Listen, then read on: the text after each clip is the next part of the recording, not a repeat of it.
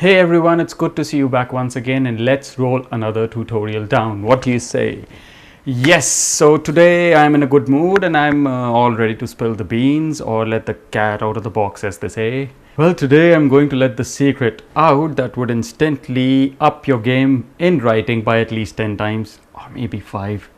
Well, it'll help you become a better writer at prose, good at writing articles, news stories, what have you. I mean, you could just fit it anywhere. I'll give an example later in the video as well. So if you are intrigued enough, why don't we jump right into it? But before we do that, I would love for you to hit that subscribe button. Yeah, please do that. That's the only way that you can actually show your support. Apart from, liking this video and commenting in the comment section below. Anyways, so let's jump into it now. So here comes the secret. It's the 5W1H rule. Okay, don't kill me yet. I know some of you might already know it. And for those of you who don't, the 5W1H rule is actually pretty simple. But when it comes to writing, it has many practical applications. We'll discuss the example in the video as we progress. So what exactly is the 5W1H rule? The 5W1H rule actually stands for what, why, where, when, who, and how. It's as simple as that.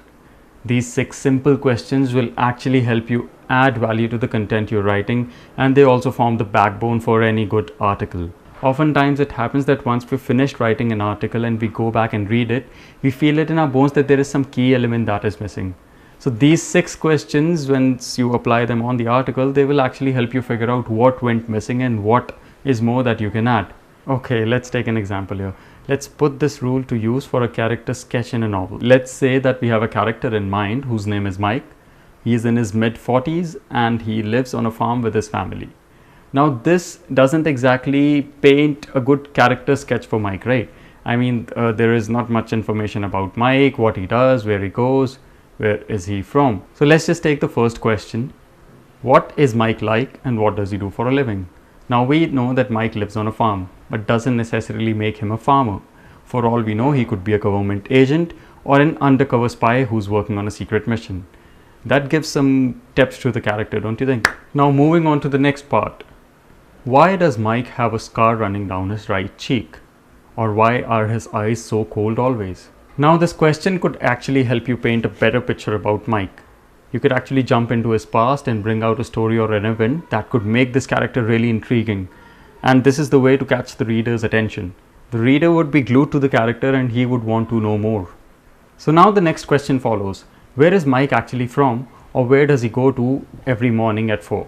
Again, an interesting paragraph could follow about Mike, about his past or his current state of affairs. What exactly does Mike do at 4 in the morning? I mean, 4 is too early for any guy, right? Especially a guy in a novel. Kidding. Now let's change the pace a bit. For the next question, let's ask ourselves, when would Mike be able to walk again? Does the plot build itself now? I mean, you could write so much about Mike, you could have an entire chapter on him. Moving on. Who is Mike doing this for? Or who is responsible for Mike's current state of affairs? So this way you would end up having ample information on Mike, and your reader would not want to leave his seat. Well, figuratively speaking. Last but certainly not the least, how is Mike going to avenge his daughter's death? Or how is he going to make the corrupt administration in Central City fall? Well, I actually know that I've gone too far with this, but this was just to give you an example of how you could take this simple rule and add it to one character in a novel and change the plot completely. Don't you think? The best application for this rule comes in news writing. Also, it could be used very constructively for writing essays in your class assignment. Well, it has many applications, as I said earlier. It's just you who has to figure out how to use it very effectively. Well, that's it. That's the little secret for today then. The 5W1H rule. Remember it, use it effectively. Send me examples if you want to. I'll leave my email in the description down below. And have a good one. Wait. Well, before you leave, make sure that you hit subscribe.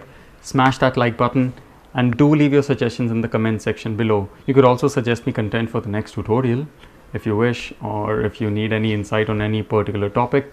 I'll try my best to justify it, and I'll see you in the next one then. Take care.